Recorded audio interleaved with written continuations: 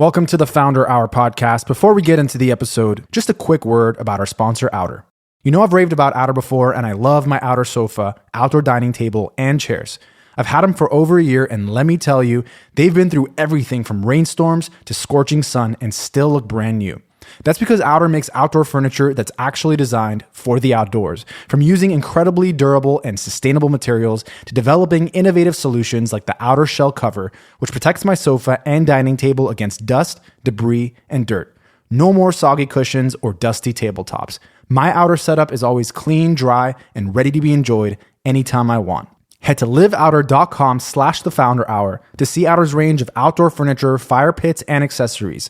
The Founder Hour listeners get an exclusive 10% off for a limited time. Terms and conditions apply. So elevate your outdoor space with Outer. That's liveouter.com/thefounderhour. Here we go.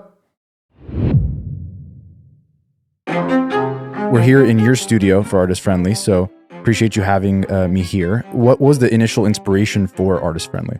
Well, the inspiration for Artist Friendly was something I'd wanted to do for a long time. I listened to a lot of shows. I don't get to go on nearly as much as I would like, but I like doing it. I love to hear myself talk. I love meeting new people. I love talking to people. I love what I do. I love music, and I love musicians. I love artists. And so being in our music company, we have a building, we have recording studios, we have production space, we have this kind of building where a lot of things happen, and it's completely because of a great artists that are all here. Yeah. So we always end up in these great conversations, and I've over the course of my career, I've always been curious and interested in how people achieve their success, or how they do what they do, or what they're like. Yeah. As a fan, because I'm a huge fan of musicians and bands. How did you first get into music? Like, what's the earliest memory you have? I wasn't allowed to listen to music when I was a kid. My mom was very religious, and we were not allowed to listen to music unless it was Christian music, like gospel music. Yeah, yeah, like Christian bands. Like, by the way, love those bands. Yeah, great music. No, for sure. I love it too. Great music. Good spirited music, and great. Yeah, I mean, some of them are super catchy. Yes, to some. Like if that was a pop song, would have blown up. Yeah. I guess I have a bit of confliction around the control aspect of what I was allowed and not allowed to do. Did that make you rebellious? Well, that's the thing is, it made me fucking passive aggressive. Yeah. And I had to work through that for half my life because I cannot stand passive. Like having this rage inside, but not showing it. Pent up. Yeah, yeah. Stuff it, push through it. Don't complain. Do you know how lucky you are, how blessed we are to have food? And you're like, well, yeah, I guess. But that should not be I always felt deep in my gut. It wasn't a hatred for, I love my mom. Yeah. And she was doing her very best. Right. And at the time that was her best answer. Yeah, I mean, no one's trained to be a parent, right? Like sometimes you have to just, when you grow up, I think you start realizing most of the time they're just trying to figure it out and do their best. They don't hate you. They're just trying to do their best while also making ends meet. And both my parents had very hard lives. Yeah.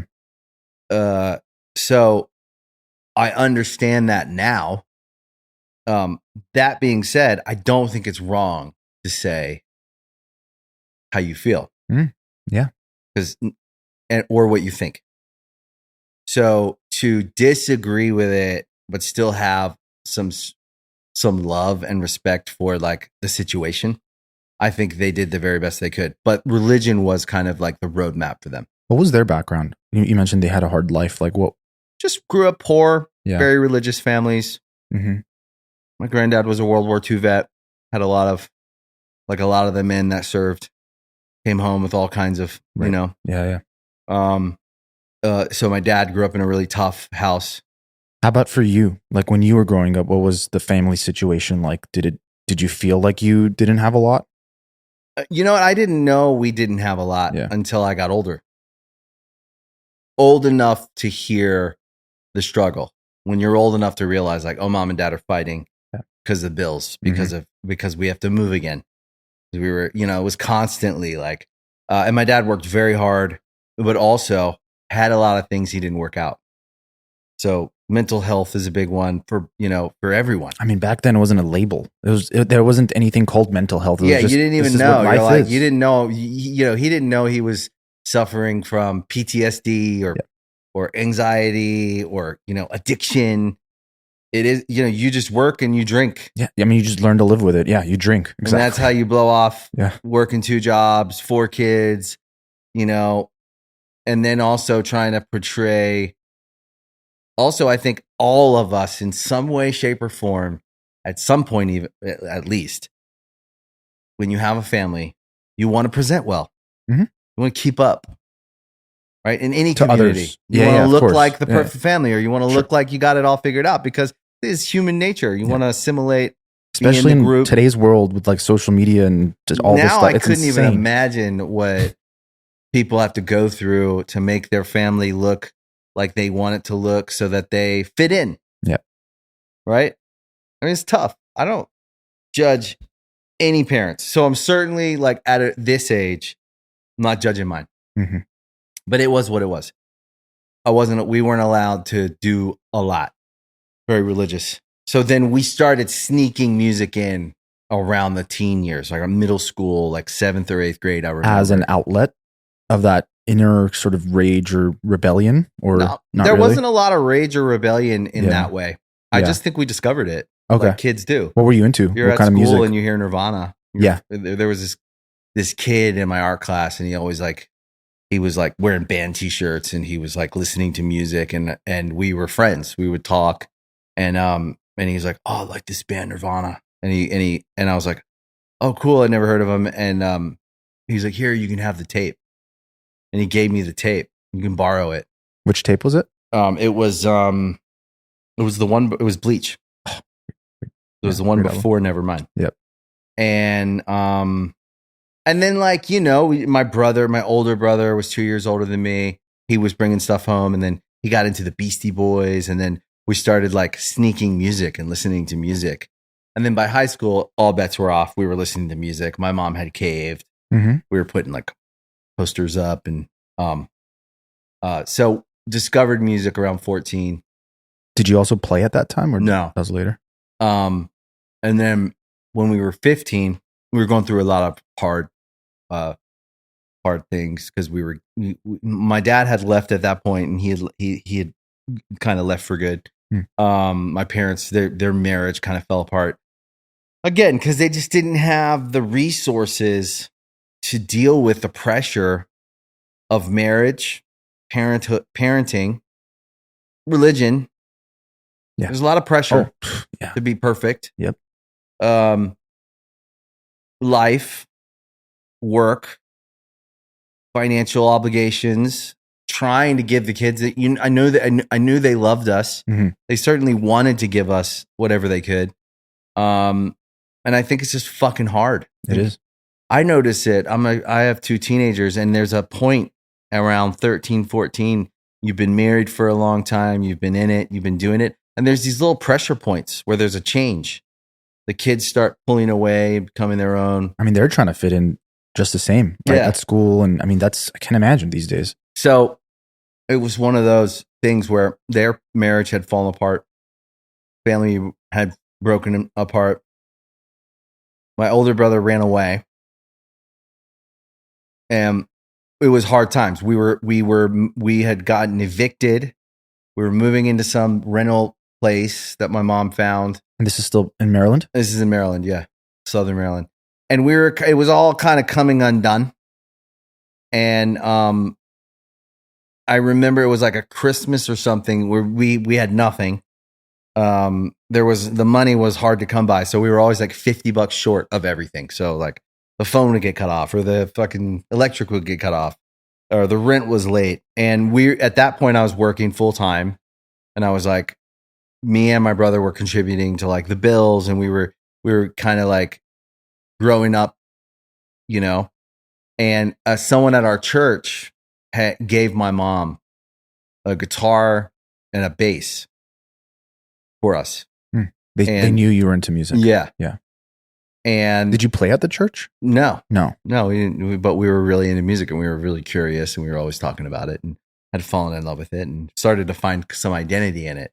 So it was easy to go to a thrift store and buy some like, you know, clothes and kind of look like one of the band guys you liked, like, you know. So it became a avenue where we could, like, it was achievable. Express yourself, especially as a teen. I noticed it with you know, having teenagers. You suddenly care about how you look, and you're like, you want to dress how you want to dress. Now, my kids, they can pick stuff. It's a luxury. I don't fucking care because I want them to express themselves. Yeah. So if they're into something, I'm into it too. Yeah. But that's if you have the means to do it. But to be fair, I would go to any length.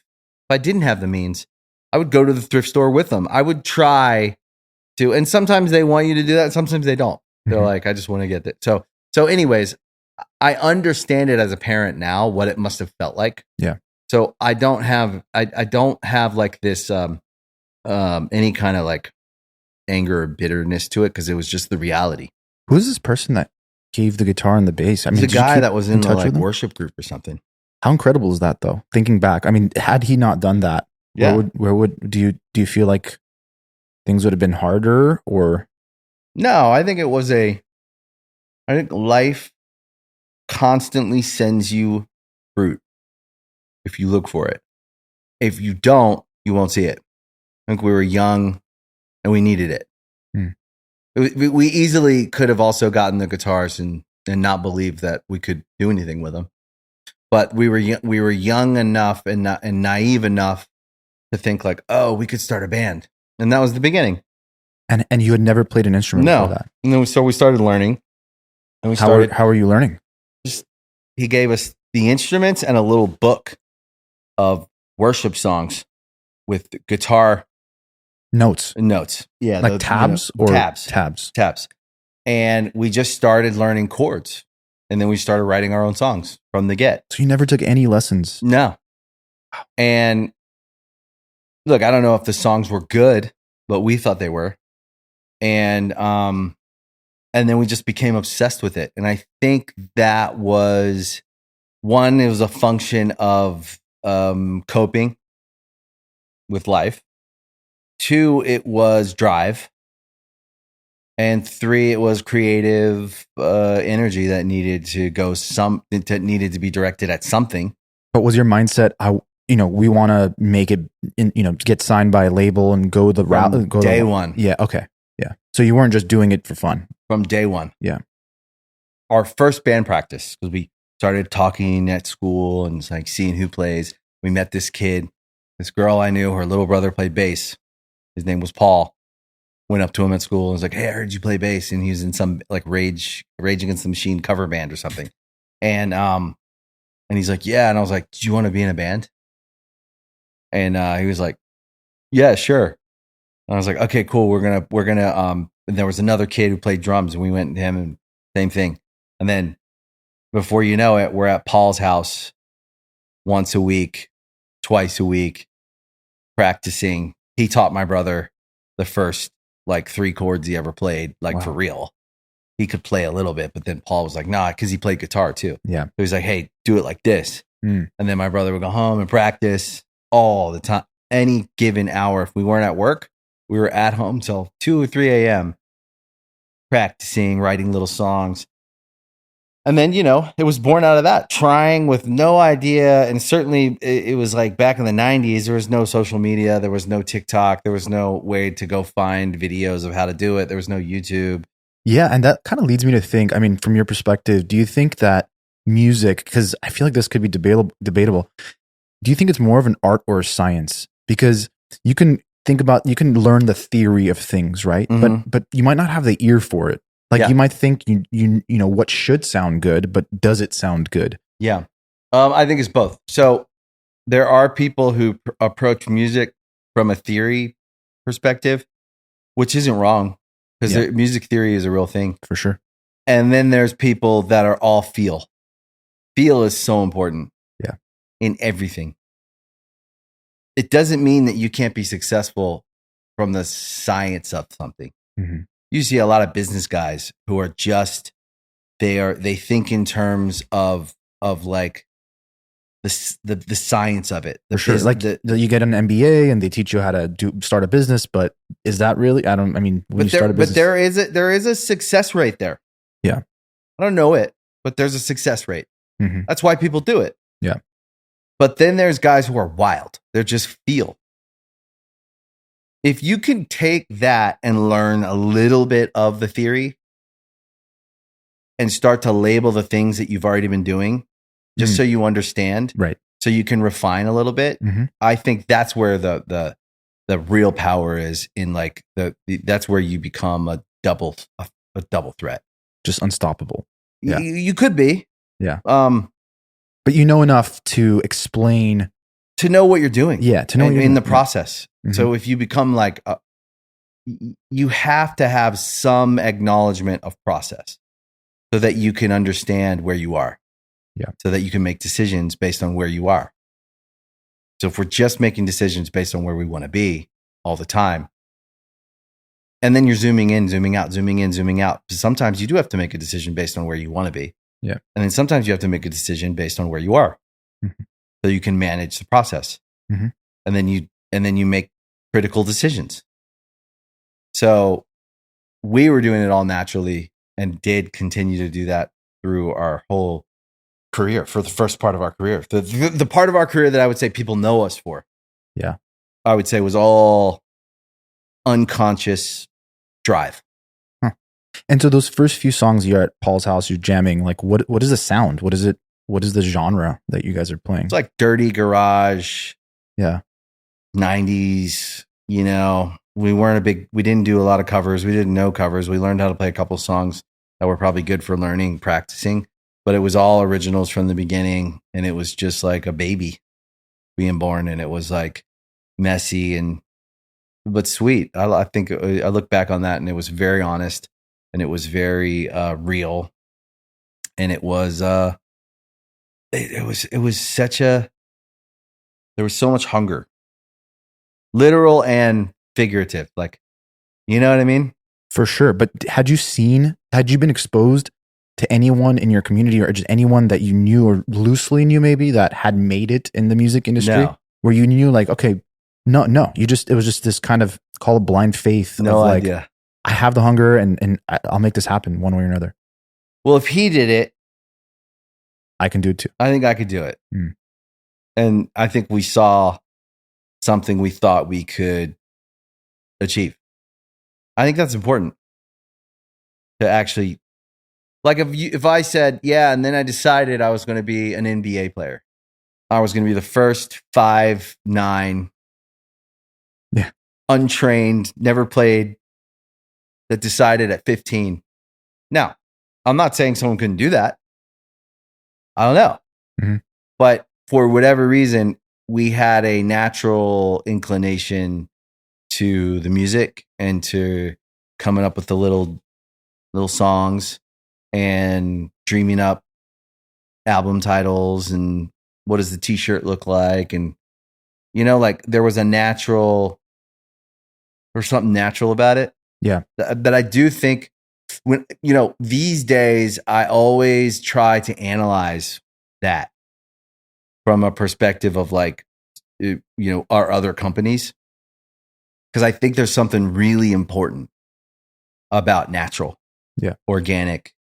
You can still manufacture some things, but you have to have, I think in brands, you have to have something that feels like pulls. There's a natural, if you lean in, there's got to be some kind of inclination to some part of it that comes easy to you.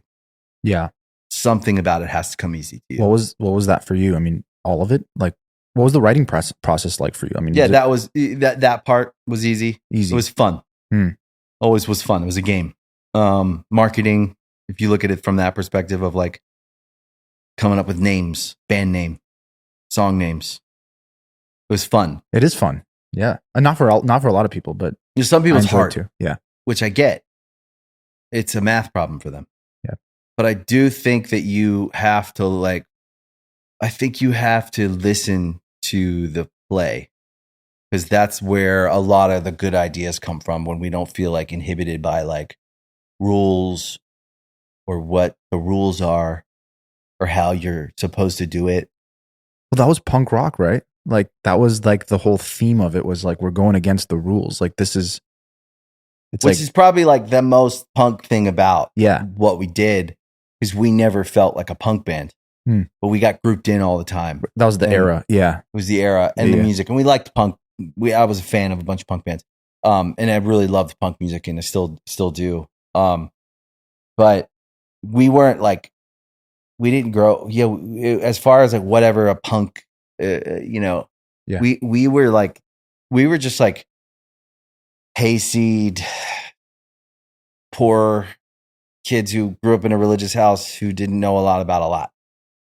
And I think music was, and I actually think that was probably what created the perfect scenario for us to be so excited, driven, curious about music.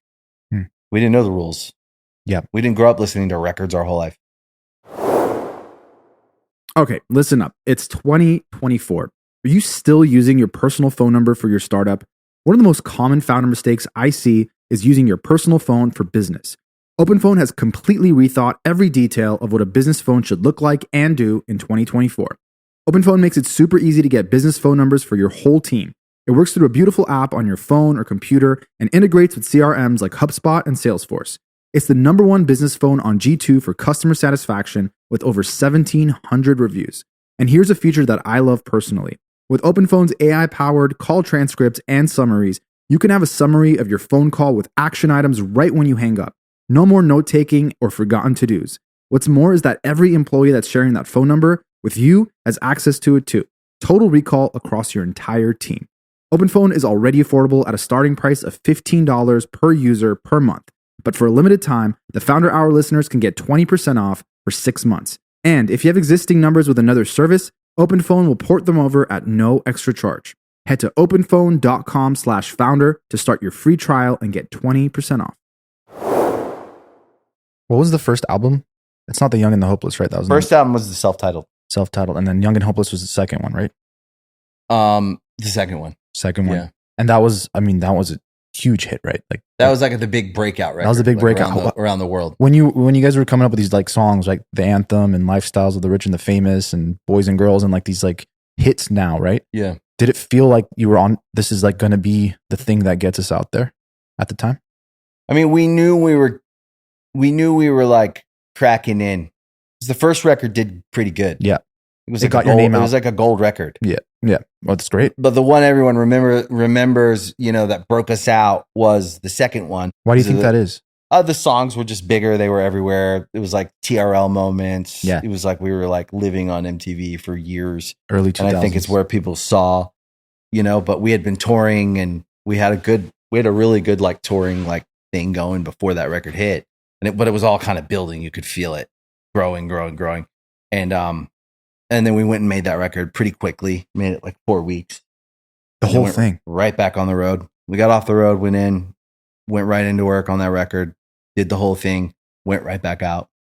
We already had the tour booked before we were like, oh, we have there's a 6-week window right there. Let's get Eric Valentine. He came to one of the shows. Let's make the record. We went in, bang, bang, bang, bang, and then. To your point on natural, right? Like it just happened naturally, huh? Yeah. Just kind of, it was a momentum thing. We were just. What about the moment when you guys got signed or like discovered? How did that feel? I mean, when was that? That was prior to the first album? Yeah. So that was like in 99, or 98, the very first time we got a call. There was this little, like newspaper that was like a music newspaper that was local. It was like a regional newspaper called I think it was called Music Monthly. Mm-hmm. And there was a contest.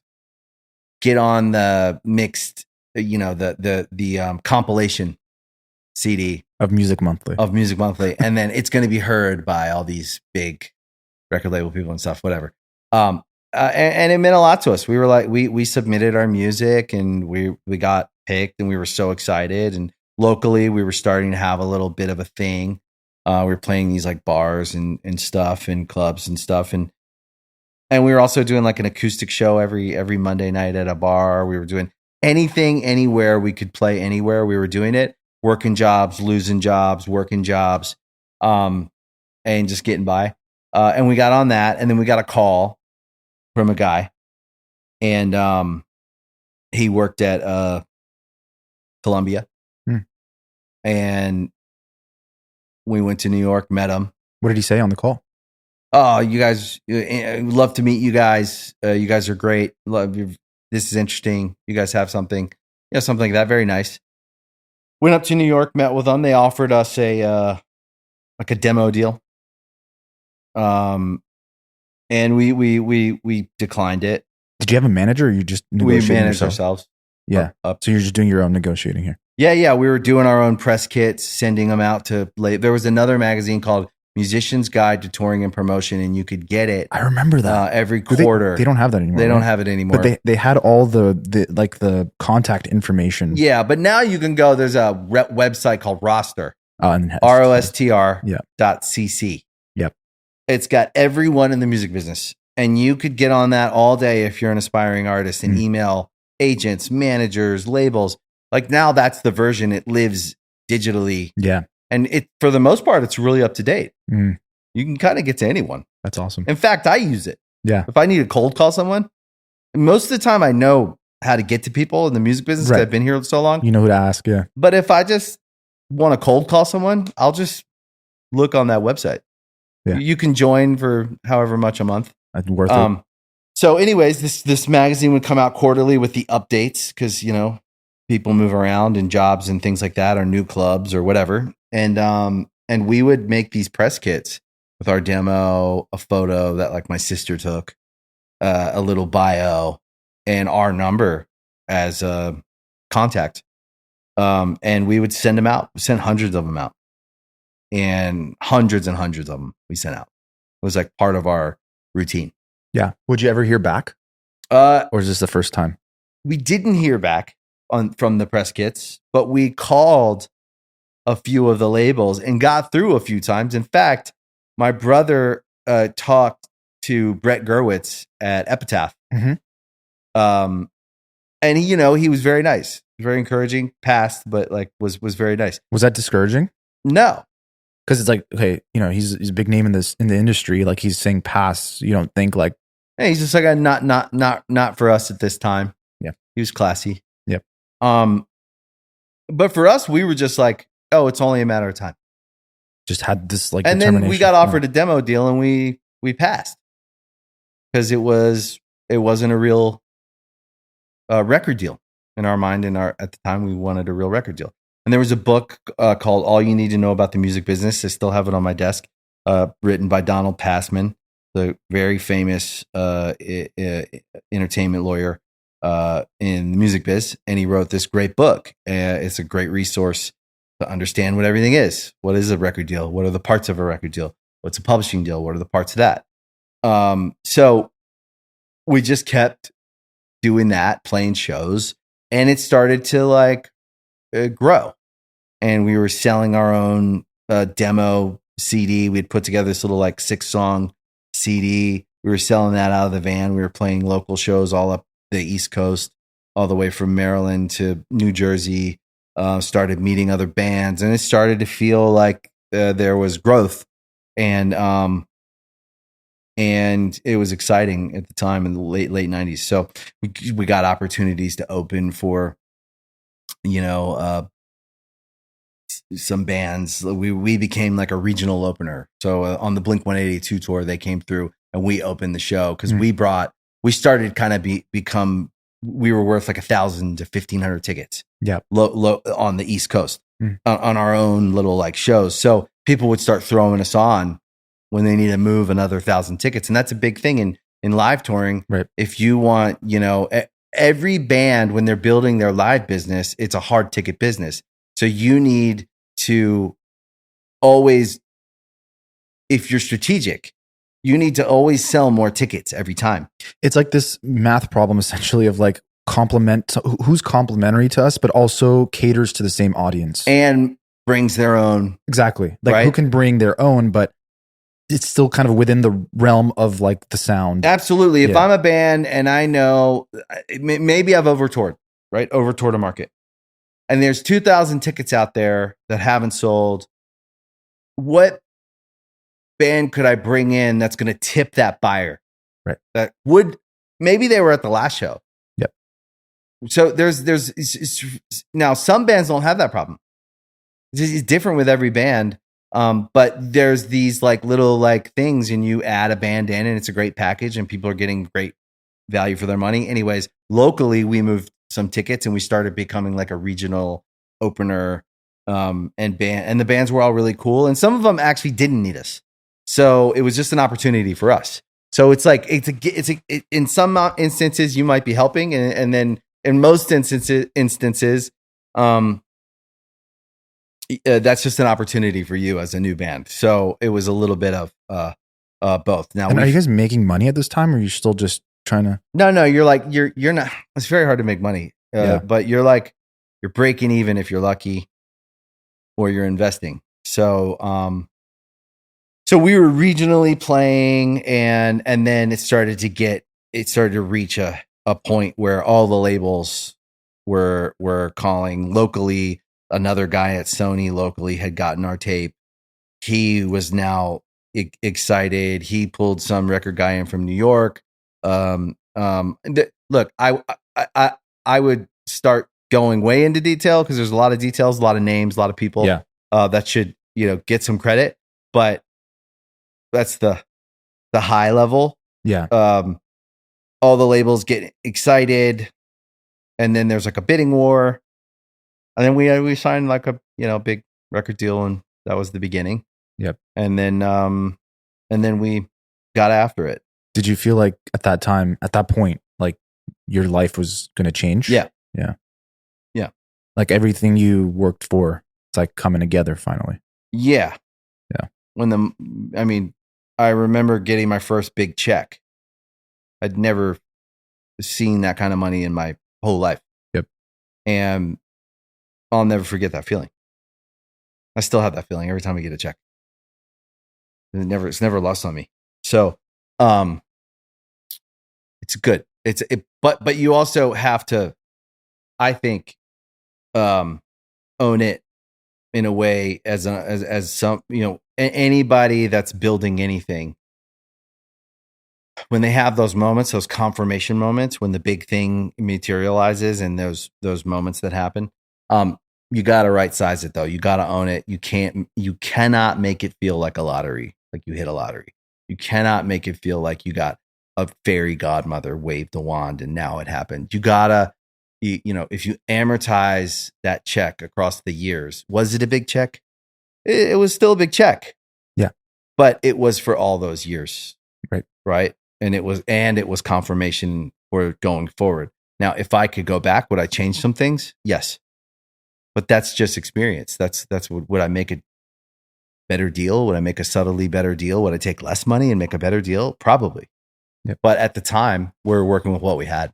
So yeah, as you're starting to grow, the band's starting to grow, Good Charlotte's everywhere, you're getting all these gigs, and how is that lifestyle like for you? Like, did you ever run into any tough times personally, like in terms of dealing with that fame and the growth and all that?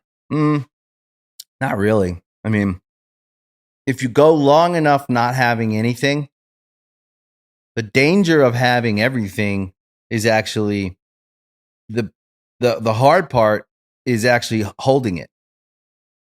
And then realizing you maybe don't need when you come from poverty, you never know, like, if this meal in your mind, this is always the last thing I'm going to get. It's kind of the weird. Yeah. So you eat as much as you can. Right. And then if someone has something free, like, hey guys, take a couple of those CDs. You can have whatever you want. You take everything. Yeah, exactly. That the danger of that is actually just not believing that you will do what you set out to do and acting impoverished because that's all you've known. So I understand why we acted that way. We had to learn how to be successful well after we were actually successful. What were like a few of those key lessons, I guess, that you learned? It's all self-esteem. Is my idea good? Do I feel what I feel? Can I trust that? Oh, this guy, I'm not going to stop and notice how he makes me feel. I'm not going to stop and notice how he behaves. I'm not going to watch how he treats other people because he has this, what I think I want, because he has the keys I think he has, because he has the money that I think he has. We get so caught up in the idea of people and what they represent to our own self-esteem, our own success. We make bad decisions. We jump to conclusions and think we know, or we dismiss, or we suffer bad behavior, or we suffer fools who have been successful in some way that they present. And I'm not even going to argue with it. Yeah. If you come to me and you said, I'm a billionaire, and I'm like, oh, cool. I don't know if you are or not. Right. But what does that mean? Does that mean that you're happy? And what does it mean as a person to deal with, to work with, to build with, to grow with? Yeah. Are you someone I want to hang out with? The same way you could see a poor kid off the street that has nothing, that's been impoverished, and dismiss his ideas when he might be giving you gold. Right. And some guys that are very successful will also give you gold. Mm-hmm. It's people finding their people, right? It's not to say that guy who's maybe I can't stomach the way he talked to the waiter when we were at the meeting, right? Not to say he won't go on and have great success. And some people can suffer that. They care about different things. And there's lots of ways to win. There's a lot of ways to win.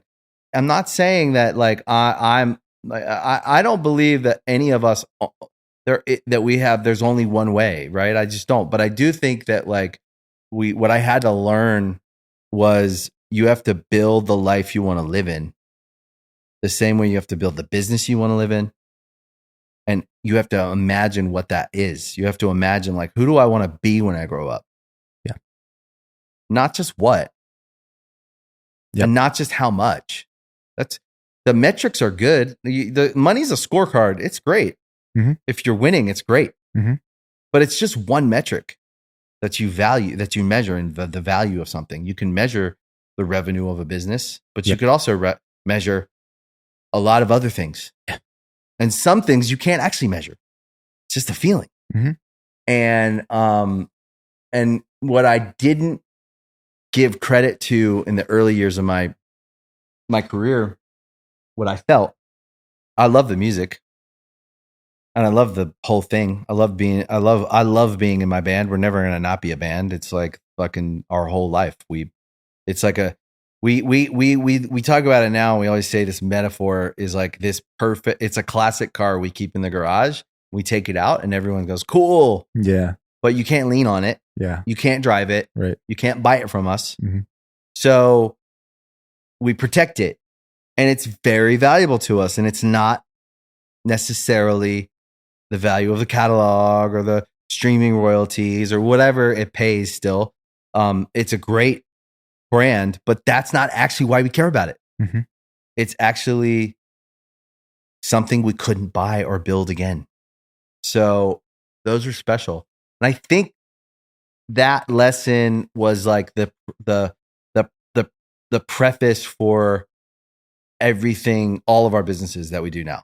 That we learned how to, the journey of, and maybe because we're artists, we're more emotional, but the journey of finding out who we were was feeling we were never good enough, and that it was a fluke, and that it was a magic trick. And I was going to ask, after you have a big success, right, of like an album that goes wild, right, it's everywhere, the pressure, I'm sure, is to like, create another album that's going to live up to that. Like, how did you deal with that? Yeah, it's very hard. Yeah, but it's all self-inflicted. It's all listening to the wrong people. Yeah, I don't say that to any artist I work with that's big. I work with a lot of big artists. I never say you have to follow that up. Yep. I say, how do you feel? What do you want to do? I don't know. What do you think is cool? I think you should do that, because that kid is still the same kid. The kid in the garage who started the band, who said, this is a good idea, and it was a good idea, should come up with the next good idea. I shouldn't come up with the next good idea. He should. Mm-hmm. And that's the only way it's going to be real. And that's, I think, a very fulfilling career. Doesn't mean there won't be pressure or stress or things to deal with. But if you add in like, well, guys, it's not performing. Well, no shit, it's not performing. Yep. The other shit's still popping. Yeah. You probably put it out too quick. Mm-hmm. Or maybe this one isn't for that. Maybe this one's for us. But that's important to think about as an artist. I feel like there is a journey of like, sometimes you might not make music that the rest of the world wants to hear, is ready to hear, but it's still part of the journey of maybe getting to the place that, you know what I mean? Like it's all, yes, it's development. Exactly. It never stops. Yeah. It's growth. And unless you're just phoning it in and shipping it out because you want to get another one out. And that's one strategy. Not one that's exciting to me, but people do it.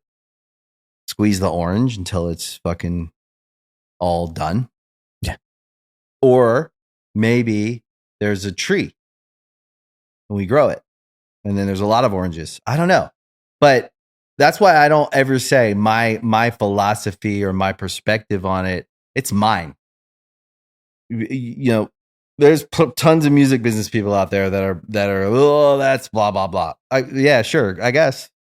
I don't know how to argue about philosophy on creative endeavors, because there is there's a lot of ways to get there. But I think that if you're miserable the whole time, you should look at it. Not to say work isn't hard, but anything worth doing is hard. Yeah. So is construction. So is bar backing. Yeah. So I worked really hard. I did a lot of hard jobs. So even on days now where I work hard, long days, 12-hour days, 14-hour days, whatever, I may be tired, but I don't ever feel like I don't complain about the work. I like the work. Where do you draw inspiration from? I mean, is it your life, your day to day? I mean, obviously listening to your lyrics and the things that you guys wrote back then, can understand where you were at that point in your life, right? Yeah. But like throughout the years and even today, like where does it come from? My songs and my songwriting are all kind of like funny little thoughts. I almost would say they're like shower thoughts, almost like, or like just like, yeah, it's like scribbles in a notebook, or something you notice, or a funny little thing that's kind of true, or a self affirmation. What I needed to hear, maybe. I don't know. Maybe I needed to hear it. Yeah. Or make sense of it. Every time I write a song, still we're making a record. We just finished. We finished writing for the most part. I think we're done.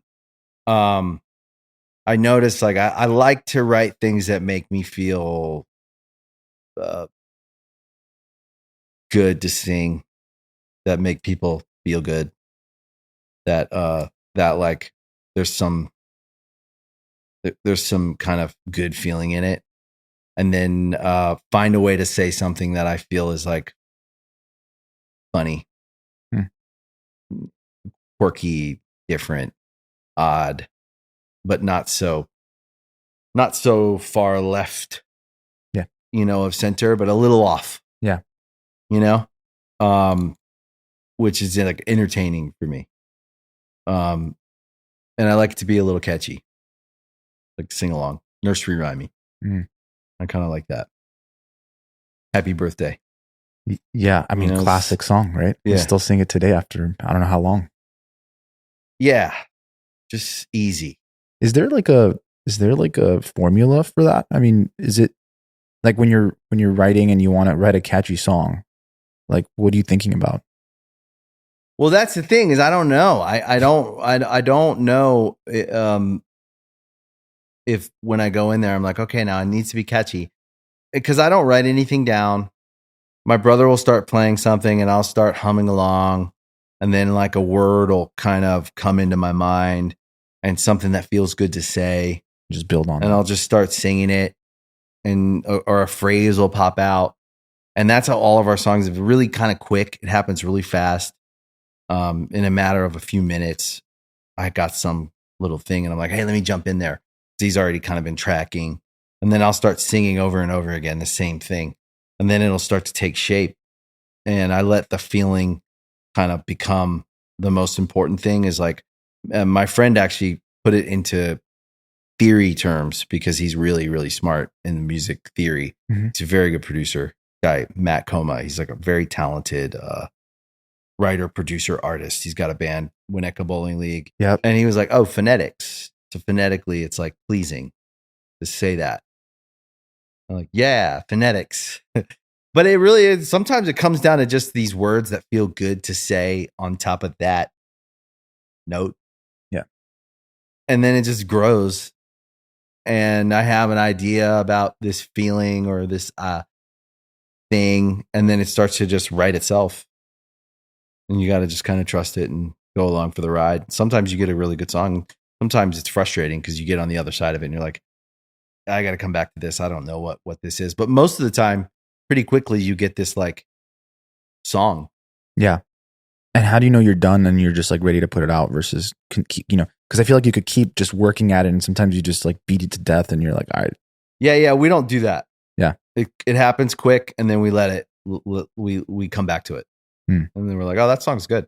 Usually it's like verse, chorus, bridge, chorus, something like that. But not every song's the same. Some songs start with a chorus, or we have a song on this record that has a verse, chorus, musical, bridge, solo, maybe chorus, no second verse. Yeah. Those it's there's no rules, but like it just kind of is born.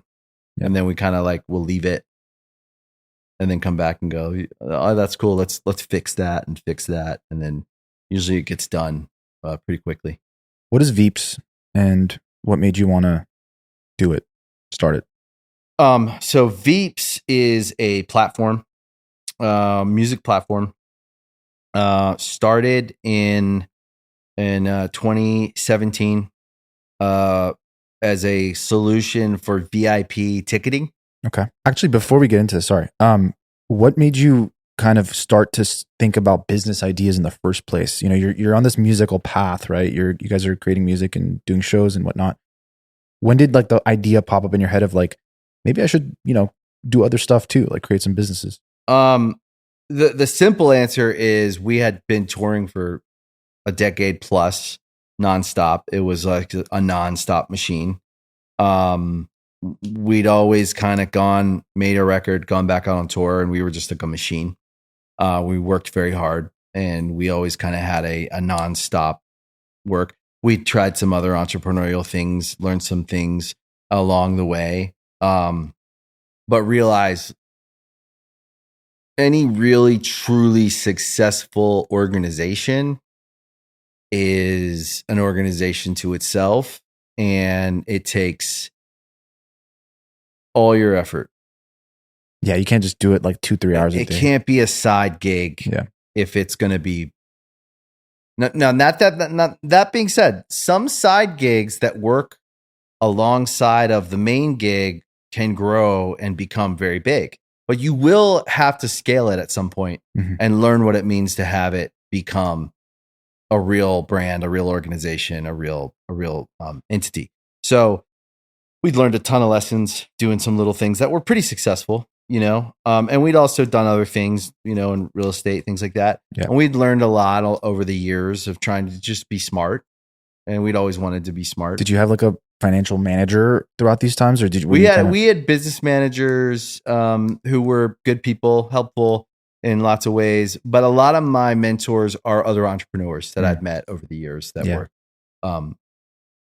not so interested or caught up in who I was, right, from the music perspective. So they didn't, these are guys who have spent their whole life building very successful businesses and have met lots of people, and most of my mentors, or I'd say all my mentors from the entrepreneurial side, are very thoughtful, have a lot of integrity, and they wouldn't judge you at face value. Yeah. So you walk in the room and they don't go, "Oh, that's just a singer from a band." Now that's actually just a cool footnote. Yeah. It's cool. It's like, conversation that's starter. so cool that you did that. Like, what's that like? But they are actually interested in your ideas. They're interested in your drive. They're interested in your creative approach to, solving problems, to, all the things that artists have the potential to be, as entrepreneurs. I think it's really powerful if you've built a creative business. Oh yeah. I mean, the odds of doing that in any creative field are probably way lower than just like other fields, because there's so many people doing it, right? Well, if you look at the odds of having a successful music brand, is it harder to be a multi-platinum pop star with multiple hit albums or records, or however you want to do the metrics, right? But like, let's just say not a one-off. Someone who's built a creative business that's consistently performed, and that's lived over decades, that still has some value. Yep. Is it harder to do that or to be an astronaut or an NFL player? Are there more professional athletes, or are there more pop stars? Well, I think that if you look at it, the professional athlete has to do with also you have a depreciating thing in your body, essentially, which is like your body can only last so long. The shelf life is shorter. Is different, but but in all those cases, they're all individual things, right? Like a business that is successful over 3 decades, there's so many people that are involved, right? But a creative field or an athlete or someone like that, it has to do with just you, right? It's you. It's all you. Like, I mean, yes, there's support around you. Yes, there are people that help, but you can't scale something like that. You can't scale yourself. Listen, maybe that's not a great example. I'm trying to find something that you could compare to do it at a high level is very hard, right? Are there more congressmen, senators? I'd argue like the hardest, most rare thing to become is maybe like president. So you think about like, that's the ultimate, very hard to achieve, huge achievement. So you think about that, and then you try to compare the difficulty of creating a cultural relevant art success, right? However we tried to compare it would just come down to like statistically impossible compared to how many people are trying. 1 million songs a day on Spotify uploaded or whatever. So when you think about it in terms of that, if you and the only reason I say it is this is that I spend my days most of the time trying to help artists understand their value. So that they not to inflate their ego, but to encourage them to realize how competent they are at marketing, at operating, at solving problems. And then that's all the things I've found in building businesses that you call on, that you need. You're solving different problems, but you're using a lot of the jet fuel that you might have is your creative ability to look at something completely different and come up with an idea, or get to the simple truth of something really fast. Back to where we started our businesses, we were touring and we had done it, and we felt it was after our 5th record. All of us had like started families and we were missing a lot, and we all agreed we wanted to dedicate time to our wife and kids. Yeah. I missed my kids. Feeling stressed, struggling to sleep at night, or just need a little health boost? Look no further than Magnesium Breakthrough from BioOptimizers.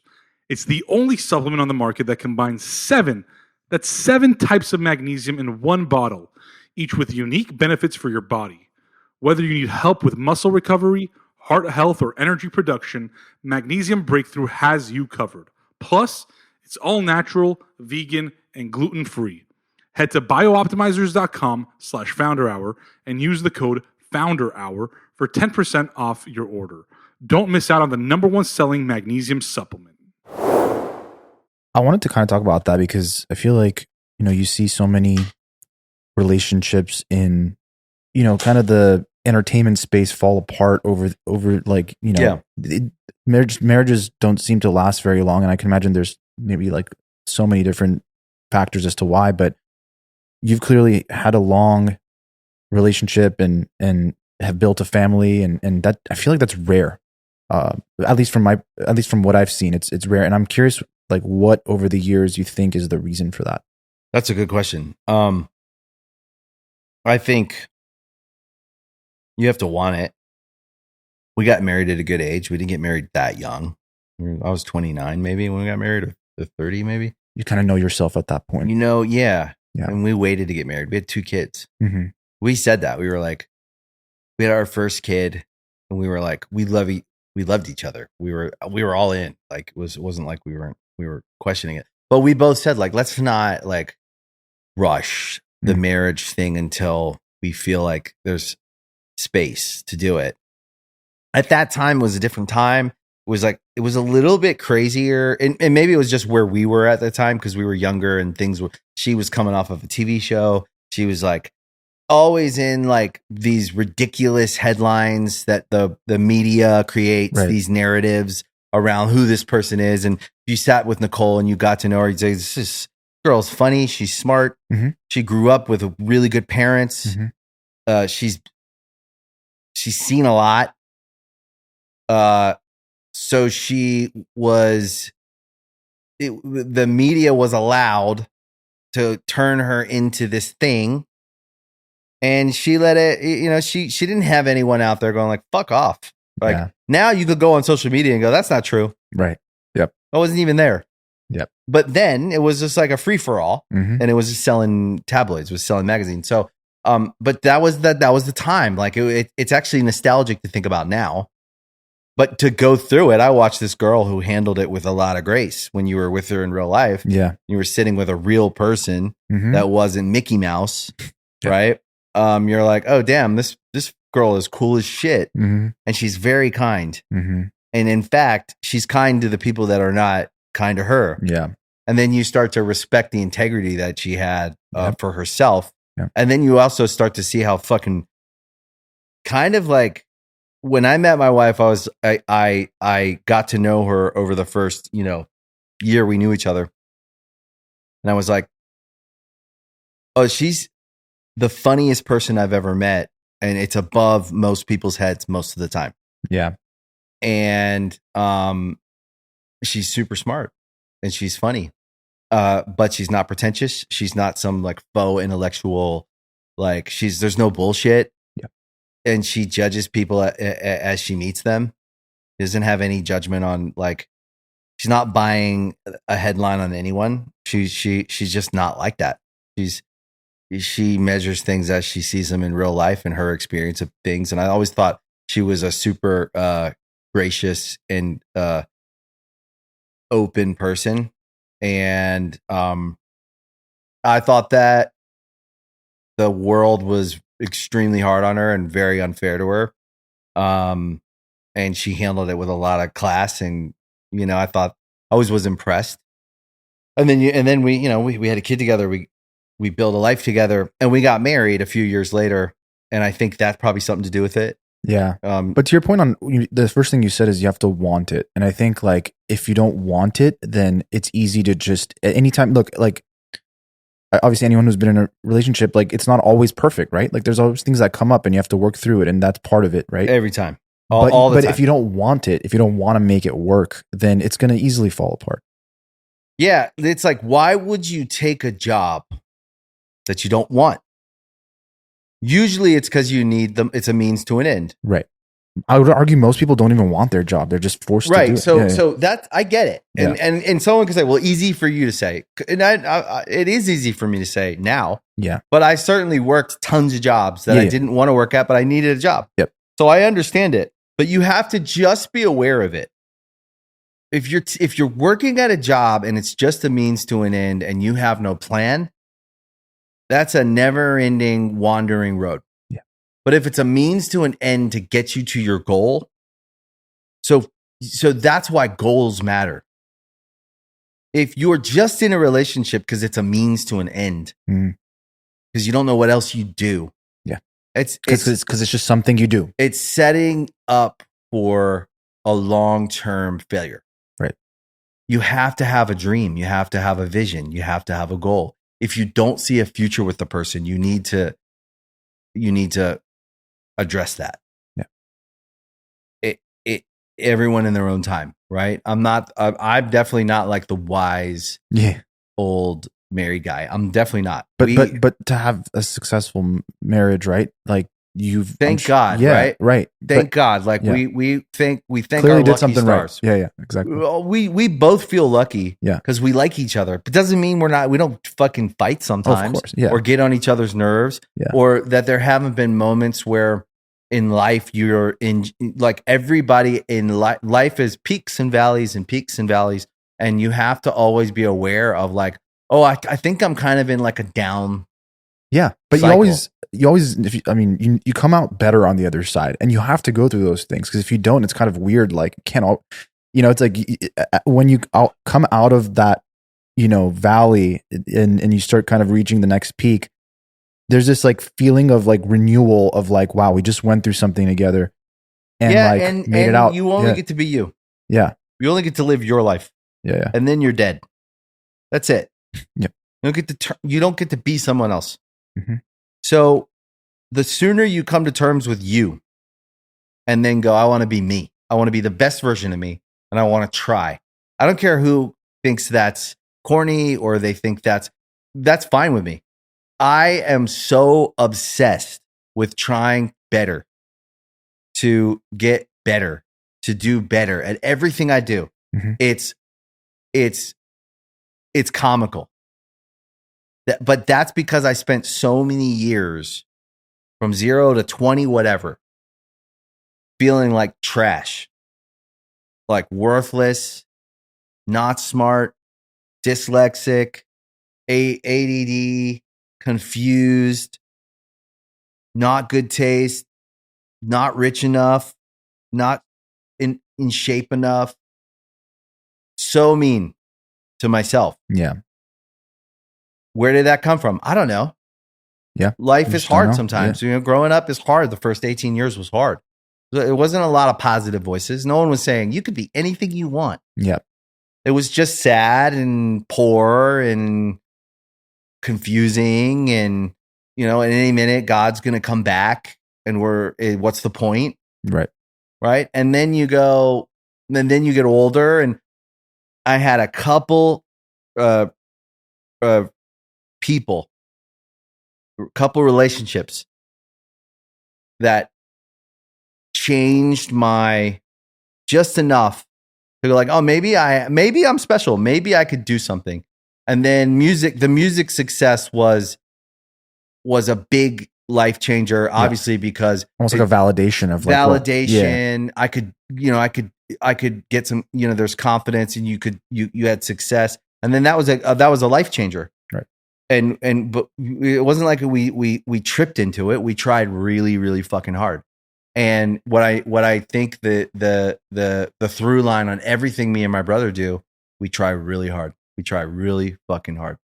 And but now we've learned how to be kind to ourselves, encourage ourselves, cheerlead each other, not fight with each other, cheerlead each other, be strategic, learn how to process, learn how to organize, learn how to invest, learn how to understand when we're doing what. Are we investing? As people say, I was talking to an artist the other day, and he's like, I'm working towards this thing and I'm broke. I'm like, well, cash flow is an issue when you're in a startup. For sure. You have to manage the cash flow. If you're going to take on investment from a label, you got to understand why. And then you got to understand the problem with raising money in startups is that you'll spend it. Right. That's the whole point. Yeah. But that's the problem. Yeah, it is. Yeah, I agree. If I'm spending my money, it's every single one of my favorite dollars. Yeah. You're sitting down, you're like, so I want to know what I'm spending on. Right. Therefore, now I have to find the space where I do spend in the right things because I'm betting forward. Yeah. And I'm not spending on the wrong things. And that's why spending your own money is good. That's why we never raise money. So let's talk about Veeps for a second. I mean, I know we kind of touched on it, but ticketing industry, obviously, there's a lot of talk happening there, right, around some of the companies that are like in control, right, of that. But I guess why? Let's talk about like why you started it. What was like? So the problem with ticketing is that no one wants to acknowledge that the artists are a party to deciding the ticket prices. Artists don't want to own that. Yeah. And if they're not deciding it, their manager is or their agent is. It's their party. Yeah. They're a party to it. Yep. So I'm not Mr. Music Industry guy at all. And some people in the business like us. Some people don't love us. We get along with most everyone, but we have to call things what they are. You're right. All right. So an artist says, I hate my label. I'm like, well, then you signed the contract. You signed it. Mm-hmm. No one forced you to sign it. That's why we built this building, so that you could wait as long as you possibly want to. You can make your record here. You don't need a budget. You could do everything here, and then you don't have to take the money and spend it all on the product, right? So there are solutions, and nowadays it's easier to be independent. But the complexity of the ticketing thing is not so much. It's not so simple. And artists are involved. Yeah. They just don't want the fans to know that they took the money at the beginning when they made that deal, and the ticket prices are what decide how much. So if you're going to do a $20 million tour deal, but you're only going to do X shows and you're a big artist. Now, that's also the thing. It's not a problem for 99%. Yeah. It's a problem for 1%. The big artists that shows sell out, and then the fans are left trying to buy tickets on StubHub. Mm-hmm. StubHub's a problem. Mm-hmm. No one wants to say that. Right. Because they're big and they're whatever.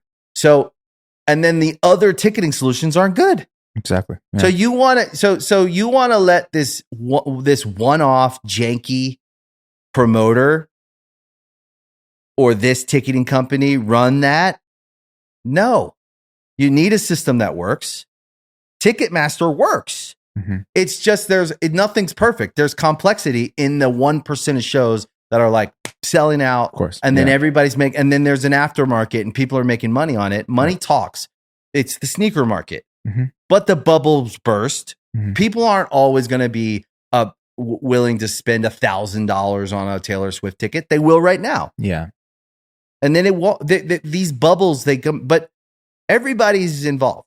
Yeah. And so before you go and yell at Universal Music because they own your album, look at the contract you signed and then don't do it again. Mhm. Sony Music owns our core catalog as far as the masters go. Yeah. They're never giving that back. Right. I'd love it if they would. Yeah. In fact, I think it would be a smart business move for them. And we'd likely build a partnership in some other way that was really fruitful. But that's not how it works. We sign that deal. Right. And we honor it. Mhm. And we learn. And I'm not so impoverished that I think that that's the only thing I'm going to do in my life that's valuable. So I can live with it. And I'll never sign another deal like that. But it was my lesson to learn. So I'm not going to go out and trash Sony. Yep. I would make the same deal if I was them. Mhm. Yeah, of course. Yeah. That being said, I don't own anyone's masters. I have a label. We don't do that. Our label is more a function of a need. Artists that are developing need to put their record out. So we do these development things and it's great. But that's where we sit. We started MDDN as the core value of it is, hey, like as simple as it sounds, there's a lot more. Our values are there's a list of values. But the core value is let's be the guys we wish we would have met when we were 18. That'll tell us how things work. That'll stop and go, hey, maybe you should just do a license deal and wait until you can. If no one will sign you unless you do their deal, then keep working and have faith. Like believe in what you're doing. And if you the only reason someone would sign a deal that they don't want to sign is because they think they are completely undervaluing their side. Yeah. They think this is the best I'm going to get. So might as well. But if you believe in yourself and you build more value, you can then dictate better terms and you can have the deal you want and everyone will be happy. Yeah. Because they're still there is such a way of making a deal and both sides are happy with what they're getting. And I personally think you need to establish what everybody wants before you get into a negotiation. Totally. So that you know exactly what they want. That's great advice for anybody. Yeah. Not just music, but anyone. Any business where anything. you're building value and Sure. then you're going to share it with someone. You gotta create terms that you're happy with, that you can live with because you believe they're adding value to yours. It's not stealing. Yep. And it shouldn't feel like stealing. The best negotiations are when both parties feel like they won. And they're getting and do it with people that you like, that you want them to get. You want to win with them, and you're happy with the deal. So look, and again, anyone listening, go easy for you to say. Well, not really, actually. I fucking earned it over 25 years. Right. And I learned a lot of hard lessons and I don't regret them. So I'm not going to I'm not going to sit here and say that the music industry is bad. There's certainly some bad actors in every fucking category of life. Of course. Every business. Yep. I would say like learn how to feel that and just stay away from those guys. And then make deals that if you really believe in yourself, you're going to make a deal that's long-term that feels like if you win long-term, you both win. Agreed. And so if you're making a record deal, a license deal is always better because you get your record back. And if you think this is the only deal you'll ever get offered, I think you should stop and find something that you think find something that you believe you can do for a long time because you're good at it. And challenge yourself if you think this is the only deal that you'll ever be offered. When you reach a level of success, like a place that you've gone through it, you've been successful at whatever endeavor you chose to do. How do you keep telling yourself, like, how do you keep having that hunger, that hunger to work hard, that hunger to show up every day and still go at it? Well, that's the thing is I think the real ones fucking love it. You just kind of hardwired into your just get up lifestyle. Yeah. I don't know anyone that wants to do nothing that is successful. Yeah. They always have ideas. It's because it's not actually the exit or the big win. Those are cool, but most of the time, I think it's the game. But people have ideas. I think the execution is the part that is not as common. Execution and building competency. Be competent and be reliable. But execution is one part. And that is, it sums up a lot of things, execution. So how you execute. There's a lot of different ways to execute on different things. But execution is go forward, try, figure it out. Look at what you did. What did you do right? What did you do wrong? Get rid of that. Do more right. Yeah. Get better. Refine. Work. What is it? I heard it somewhere. Self-directed work. Intelligent, self-directed work. You have to be self-directed. You have to be a self-starter. You have to try and be intelligent and more intelligent every time. And work. What constitutes work? Everything. This is work. Yeah. So to some people, that's not work. That's fun. Yeah, it is fun. Some work is really fun. I think that athletes who play, I love sports. So I always tend to think. What a great job, right? I think to think in terms of team, strategy, running plays, huddle up, run another play. Marry the two, which is very hard, but move the ball down the field. Yeah. I think they enjoy what they do, and you see it, and that's what's fun to watch. Yep. And it's fun to celebrate, spike the ball, but then go back, run it again. And when they don't enjoy it, they leave, like Michael Jordan did. Yeah. He got bored of winning, so he's like, you know what? I need a new challenge. Yeah. So. I feel like there should always be an aspect of life where we are challenged. Yeah. And we are trying and we're encouraging ourselves and we're trying. And so I think that's a big part of building things is that effort and the courage it takes for people to like put themselves out there and try something. And, I don't know. It's weird. Like, what's stopping you from starting that thing that you've been dreaming about? Make a list. Probably just yourself. You are stopping yourself from doing it. Make a list. Yeah. Is it money? Is it time? Is it fear of failure? And then is it fear? Is it how I feel? Is it a fear of what people will think when I tell them? Yeah. If that's the glaring reason, then you should look at that and try to overcome that. Money and time are relative to where we want to start from.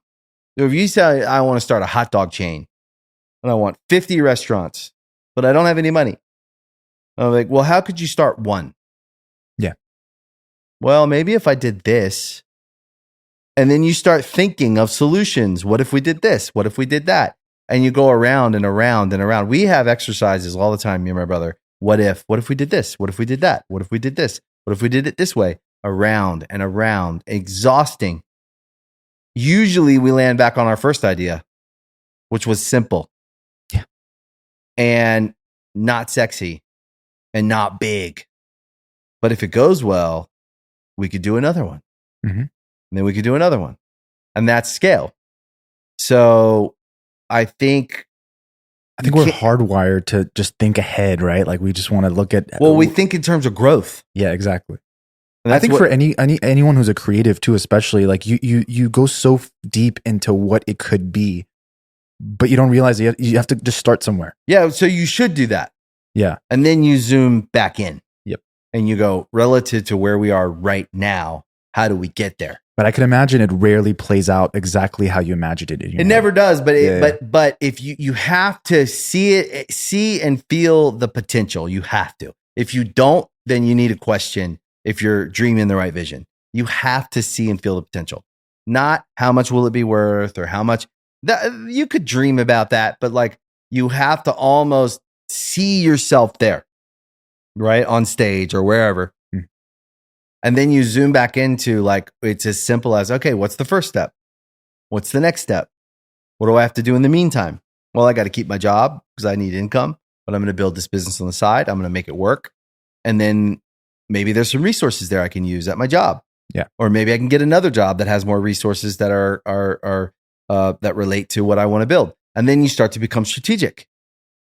And then sure enough, you likely get some job that's more interesting with people that hired you that are interested in you.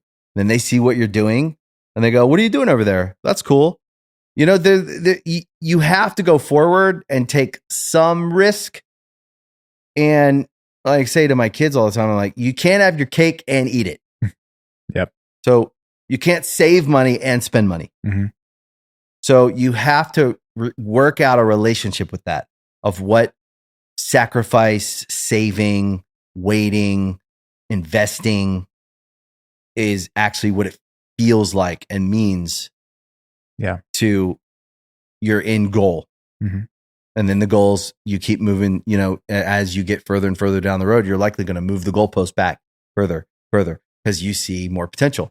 So I always encourage people out there that are listening that haven't started, or maybe they're at the beginning, or maybe you're in the middle, the real middle, hard part, which is the longest, the middle, to stop and reflect and be mindful and try to identify where they're at, how they're doing it, what's working, what's not. Are we running into the same problem? Yeah. If we're running into the same problem, then it's likely our problem. Mm-hmm. There's a lot of people that are like, you see this pattern where someone's like, they have the same problem with everyone. And you're like, maybe it's you. And you're, like we laugh about it, but we all have that somewhere. Right. If we look at our lives, we can find patterns that are just kind of like there because we haven't reprogrammed them, and we're doing it. Whether it's like our eating or our working out or our business or our relationships, whatever. We all have our weak muscles, and then you have to be kind and be like, okay, I'm running into the same wall, so I need to work on that. It's not going to change overnight, and I'm not going to beat myself up about it, but I'm going to change it. And then you start to try to implement a new pattern, and usually it works. Yeah, and usually it works pretty fast. Mm-hmm. So yeah, I feel like this whole conversation is you ask a question and it becomes I forget what the question was. But, no, I love it. And I think we covered a lot, and I think there's a lot of great stuff for anyone, not just, folks interested in music or business, but you could be in any walk of life and apply any of this stuff to, your life and what you're working on. So everything is a matter of growth. Yeah. Planting and growing. And you can do it anywhere. You can do it in your business, you can do it in your marriage, you could do it in your personal life, and you could do it with your health and fitness, you could do it with your education. I think it's all a matter of practice. Absolutely. Well, Joel, this has been great. Thanks, dude. Appreciate it. Appreciate it.